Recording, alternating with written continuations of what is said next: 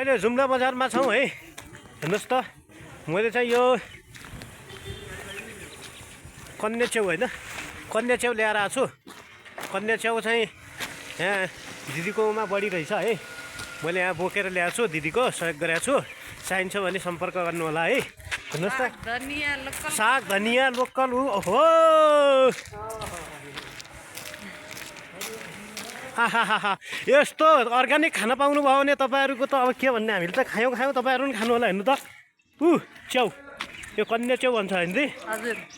कति रुपियाँ पर्छ दिदी यो? 350। ओहो ल साथी हो, योमा रोस्ट बनाएर खाँदाखेरि यस्तो बवाल हुन्छ। हेर्नुहोस् है, ल सम्पर्कमा रहनु होला। उमगाड्नेर छ उहाँको घर है।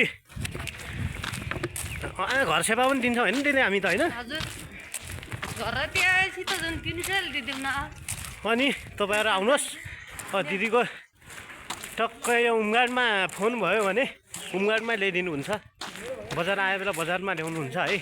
सम्पर्कमा रहनु होला।